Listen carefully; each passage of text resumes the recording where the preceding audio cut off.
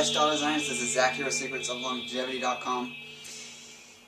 Going to do a Q&A video. I haven't done one in a while. I've got a bunch of questions. I'll see if I can get to all of them in this video, but if not, I'll do another video in the near future finishing those off. And as always, put your comments below if you have questions on any video. So the first question is from Thimsile, whether or not there are ways of addressing cold hands and feet, whether this is, lifestyle approach, just basic things you have to do, what could be the cause of it. So yeah, there are multiple causes depending on what's going on in your body.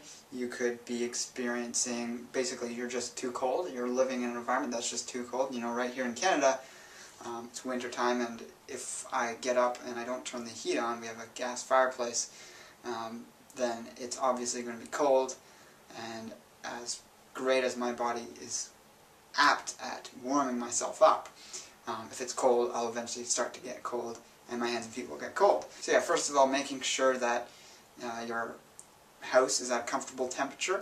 But if you do have a chronically cold body, then that comfortable temperature is going to be higher than normal. So whatever you find is normal for your area, depending on if you go to other people's houses and feel what they're like. I don't know what the exact temperature is in Celsius or Fahrenheit, what that optimal temperature is. However, it's probably less than the temperature of your body, which is usually around 96 to 97 degrees Fahrenheit. That's going to be different in the summertime because it's going to be a time when you can have the windows open. It's probably a lot less of a need to keep your house at an optimal temperature. Now, the big thing is going to be if you can't maintain that body heat and you're going to really have to jack the heat up, or you're always wrapping yourself up in tons of clothes, tons of blankets. Then there's definitely something going on with either your endocrine system or your circulation itself, or you're simply not getting enough fuel to fuel your body. So just addressing that last one I mentioned there, if you're not eating enough calories, if you're doing a low-calorie diet, you can obviously have a lower metabolism or slower metabolism and have a need for wearing warmer clothes. And if that's your personal lifestyle choice, then that makes sense to do. Have the heat warmer in the house, wrap yourself up, and stay warm that way. Other things that would be causing the poor circulation to hands and feet, like I said, would be poor circulation. So this can be from a number of issues, but one of them would be basically the lack of use of your limbs. So long-term chronic lack of exercise is going to result in atrophy of the circulatory system to those areas of the body. And through strength training specifically, if you're doing endurance training, you're going to be building it in the legs. I guess rowing would be engaging the upper body, but strength training increases blood flow very rapidly, quite significantly, to the extremities, and it's going to be the best for both upper and lower body in building new veins and capillaries and arteries, expanding those through your body. And into the extremities, which allows for more blood flow, more heat, more nutrients to get to the extremities. And that last one, which is endocrine system, is going to be if you've got issues with your thyroid, and other endocrine glands can play a part as well, but thyroid's the big one because that regulates metabolism, body temperature. If you've got hypo or hyperthyroid, you're going to need to start addressing that through whatever means possible and necessary by consulting a knowledgeable healthcare practitioner, but to basically prevent that and possibly reverse it in the early stages, you're going to be consuming adequate amounts of iodine, which is in the range of 4 to 5 milligrams per day. You probably want to be doing more of that, maybe up to 6, 7, 8 per day for a period of time to offset deficiencies. So the RDA for iodine is quite low, and you can consume up to 20 times that without negative side effects. And if you're getting from kelp powder, that's the method of getting iodine that I recommend. That's about a teaspoon per day. That's about 4 milligrams. So like I said, that's many times more than the RDA, and that's quite alright. Pushing a little higher is okay still. It is a seaweed, so that's fine to be taken that way because it's not as concentrated and difficult for your body to get rid of excess, such as pure iodine supplement. So yeah, my recommendation is definitely through kelp powder, and you can find a link below to get yourself kelp powder in bulk at a very reasonable price. And you just put a a little bit of this in all your meals of the day, adjusting the amount depending on what it is, and you try and get towards that 1+ teaspoons per day as the adequate amount. And this can help with circulation problems if it's related to diminishing thyroid health. And I could talk about thyroid health for a bit longer than that, but that's a subject for another video. And if you're interested in that, you can always set up a personal phone consultation with me. I've addressed thyroid issues with people before, and they've seen very quick results from implementing just a few things like the kelp powder that I just mentioned. And actually a fourth cause of poor circulation to the limbs that I forgot to mention in those previous three would be issues with high stress. So when your cortisol goes up, when your breathing gets constricted to the upper chest, capillary beds in the hands and feet contract, and that forces blood to the core of your body to protect the vital organs and make sure your body can handle stress in the situation that your body perceives it's in. So if you learn to breathe deeply and be relaxed throughout your day, you're going to have less issues with that. And one thing I've noticed when I meditate, if I happen to have been a little bit stressed from something and my hands are cold, and I go to meditate, within a few minutes of just sitting still and letting that stress basically dissipate, all of a sudden warmth returns to my hands and feet, even though I'm moving around less as to just moving about doing day-to-day things. You'd think that would warm you up. However, relaxing is actually the best way to warm yourself up.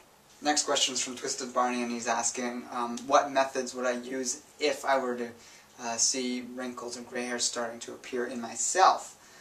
So at the place I'm at right now, I don't have those. I mean, I have smile lines, I guess, but I don't have significant wrinkles appearing. Not sure if that will ever come. Perhaps at some point it will. It really depends in large part to the amount of excess sun exposure you might be getting, and also your diet, obviously, whether you're dehydrated, how well your skin retains moisture, what kind of exposure you're getting to your skin from sources that might be damaging to it. And all these things compounded over several decades obviously can cause things like wrinkles. The internal stress causes gray hairs. But basically my top strategies for that would be, with gray hair, would be wheatgrass juice twice a day, 2 ounces, morning and sometime before dinner, on an empty stomach both times obviously. And then of course taking SHOU on a daily basis in a large dose, whether that's the tea or the extract. Basically eating a raw food diet in general does, from what I've seen in many of the top experts that include a lot of greens in their diet, the raw food diet heavy on the greens and sprouts definitely is delaying on things like wrinkles and graying of the hair. A major factor in collagen breakdown, which results in wrinkles, or rather wrinkles forming, and then they just increase almost like a small canyon through your skin, is that collagen starts to cross-link through accelerated glycation end products, which are caused by sugars, rogue sugars in the body. So there's blood sugar out of control, fructose in excess from obviously high fructose corn syrup, agave. These really refined fructose, but in my opinion also excess fruit in the diet over the long term will accelerate this aging process, which I've personally seen in people. And there's things that help preserve this, like resveratrol and grape seed extract. I believe grapefruit seed extract might do this as well. That seems to come to mind. I know Peter Ragnar's worked with such supplements or extracts of foods such as that. There's obviously creams and oils you could be putting on your face. A great one's Rosa rubiginosa, which is rosehip seed oil. A lot of these things you can find good quality sources of it. You just look around. I don't have specific sources for these because I'm not using them myself, and so I don't have any sources for those. The next question is from Zufu, who asks what causes dandruff, or what are some ways of addressing dandruff, greasy hair, and they're talking about the frequency that they wash their hair at. I won't discuss that for personal reasons, but I have gone for long periods of time without washing my hair. I've started to wash it more often, just to change things up. There wasn't anything wrong with doing that. I really have a great relationship with my scalp and hair. It's a little long right now, you need a haircut, but that's beside the point. Dandruff can sort of be caused by a few things. You mentioned B vitamin deficiency. I haven't actually looked into that one to know more about that, but that could potentially be a cause if what you're saying is true. There can be a fungal infection or growth on the scalp or throughout the skin that can be causing this, or there could be chronic deficiency in the essential fats that would be present in the skin. So it's basically a method of trial and error, trying different things, using it for at least maybe a month. If it's not doing anything, discard it, or keep it if you find it's helping in some other way with your body. But number one would be getting out of a chlorinated shower. I've got a link below to where you can get a filter for shower heads. It's highly recommended if you have chlorinated water in your municipality that is fed into your house and you're having to shower under that. That's very damaging to the skin, very drying and sort of harsh on the skin, especially the scalp, because that's generally what gets hit first by the hottest water, because that is trickling down your body. Water is cooling very rapidly, so your scalp's getting the hot water, which expands the pores. The chlorine is getting right in there and causing the damage that it causes. If it's a fungal issue, you're going to be wanting to go on a sort of anti-candida type diet and applying something to your scalp. Internally taking things like pau d'arco, cat's claw, daily for long periods of time. You can find links to those herbs below. But applying something to your scalp in the form of an oil that has some sort of antibacterial property, you can mix essential oils into it.